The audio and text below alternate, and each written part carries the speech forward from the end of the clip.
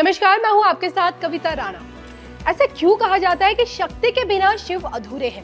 आपने कभी इस बारे में सोचा है? इसको लेकर देखिए, हिंदू माइथोलॉजी ये कहती है कि भगवान ब्रह्मा ने तो सृष्टि रच दी थी, लेकिन इस सृष्टि के विकास के लिए जब महादेव के पास ब्रह्मा पहुंचे तब शिव इस धरा पर अपने अर्धनारीश्वर स्वरूप में आए और जिसके बाद शिव के पुरुष रूप और नारी रूप शक्ति ने मिलकर धरती पर नए जीवों को बनाया और जिससे धरती पर जीवों की संख्या बढ़ने लगी और धरती का विकास होने लगा। शिव का देखिए शक्ति रूप माँ पार्वती के रूप का आधार है और अगर शिव ने शक्ति नहीं बनाई होती तो देखिए माँ पार्वती भी कभी अस्तित्व में नहीं आती और इसी कारण शिव और शक्ति एक दूसरे के पूरक माने जाते हैं, जो कि शिव और शक्ति एक ही है और इसलिए ये दोनों एक दूसरे के बिना अधूरे माने गए हैं।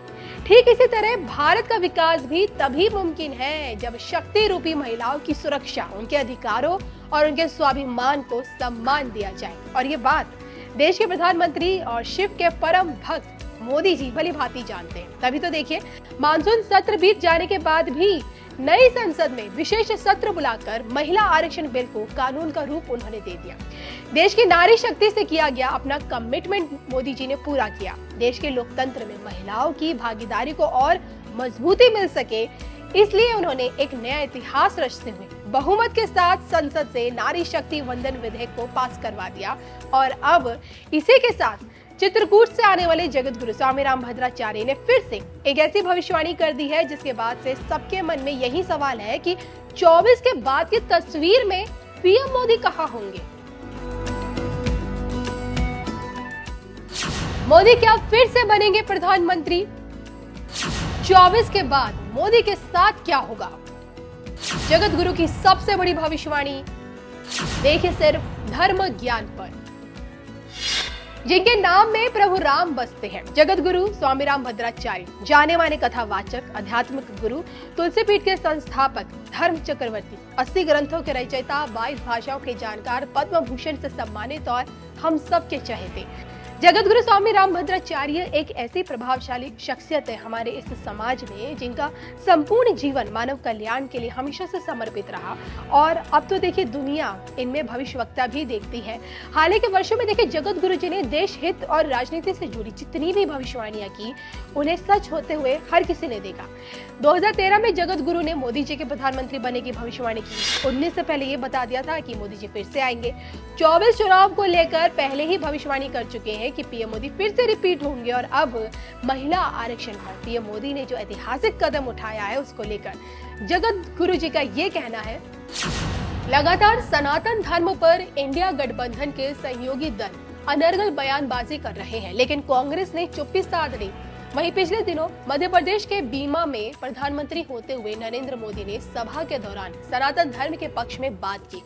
उन्होंने सनातन धर्म की वकालत करने के साथ ही 24 में फिर से अपनी जीत निश्चित कर ली है और 2024 का चुनाव जीतकर नरेंद्र मोदी एक बार फिर प्रधानमंत्री बनेंगे। महिलाओं के हित के लिए हमेशा से राम भद्राचार्य समुदाय लड़ाई लड़ रहा था और वो काम नरेंद्र मोदी ने नई संसद में प्रवेश करने के साथ ही कर दिया। महिला आरक्षण विधेयक लाकर उन्होंने महिलाओं को अपना अधिकार और सम्मान दिया है। अब देखा जाए तो पीएम मोदी को लेकर जगत गुरु की 2 बार की भविष्यवाणियां तो सत्य हुई हैं और तीसरी बार जीतने की भविष्यवाणी वो 2023 की शुरुआत से कर रहे हैं। लेकिन यहाँ देखिए एक सवाल ये उठता है कि 73 वर्षीय पीएम मोदी 24 का लोकसभा चुनाव जीतने के बाद क्या फिर से 29 का चुनाव लड़ेंगे? ग्लोबल लीडर बन चुके पीएम मोदी आज देखिए दुनिया के सबसे चहेते नेता है। देश के मौजूदा राजनीति और विश्व पटल पर देश के बढ़ते कद को देखते हुए ये कहना बिल्कुल भी गलत नहीं होगा कि आज पीएम मोदी दुनिया की जरूरत और मजबूरी दोनों बन चुके हैं। लेकिन 24 के बाद की तस्वीर में पीएम मोदी कहां होंगे, आपको क्या लगता है? कमेंट करके आपको बताना है आज। मेरे प्यारे परिवारजन, महिला आरक्षण के लिए इतने दशकों से कोशिश तो हो रही थी, लेकिन मैं आपसे जानना चाहता हूं, 3 दशक से बात हो रही थी, नहीं हो पा रहा था, आज ये संभव हुआ है। मैं जरा आपसे पूछना चाहता हूं, ये संभव कैसे हो पाया? ये कैसे संभव हो पाया? ये कैसे संभव हो पाया?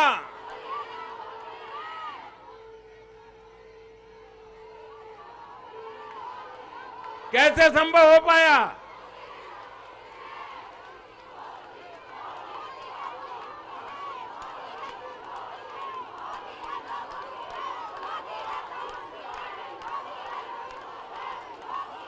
अब मैं आपके जवाब को जरा ठीक करता हूं।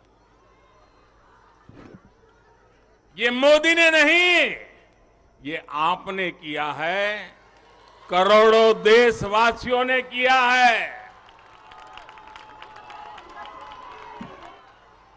और ये कैसे किया है?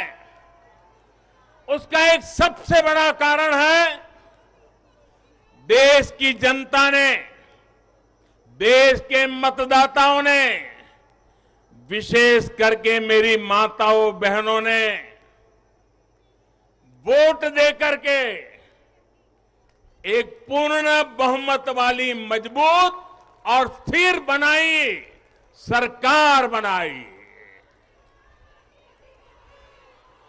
और उसी का कारण है, आपने जो सरकार को मजबूती दी, आपने जो सरकार को बहुमत दिया, उसी की ताकत है कि आज ये सरकार फैसले भी ले पा रही है और संसद में जाकर के 30 साल से लटके हुए काम को भी पूरा कर पा रही है। और इसलिए दोनों सदनों में इस प्रकार से पास होना इस बात का साक्षी है कि पूर्ण बहुमत वाली स्थिर सरकार होती है तो देश कैसे बड़े फैसले लेता है, कैसे पड़ावों को पार करता है। जब देश में पूर्ण बहुमत वाली सरकार आई तो इतना बड़ा काम हो पाया। हमने महिला हित में हर स्तर पर फैसले लिए, किसी के राजनीतिक स्वार्थ को महिला आरक्षण के सामने दीवार नहीं बनने दिया। जबकि इससे पहले जब भी ये बिल संसद में आए, लीपापोती हुई, सिर्फ नाम दर्ज कराएगी, ये निष्ठापूर्वक कभी प्रयास नहीं हुआ और बवाल हुई, हंगामा हुआ, नारी का अपमान करने का भी प्रयास किया गया।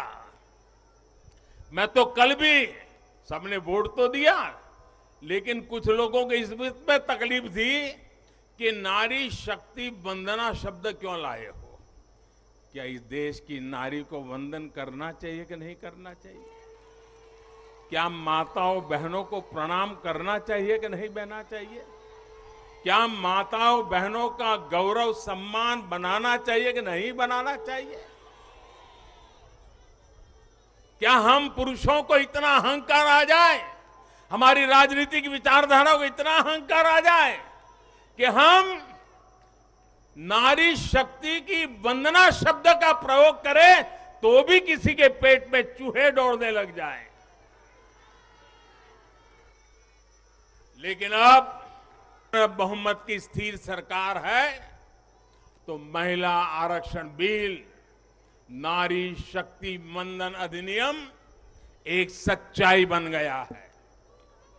इस कानून ने फिर साबित किया है कि देश को आगे ले जाने के लिए, इस कानून ने सिद्ध कर दिया है, देश को आगे ले जाने के लिए पूर्ण बहुमत वाली सरकार, मजबूत सरकार, निर्णायक सरकार, ये बहुत ही आवश्यक है।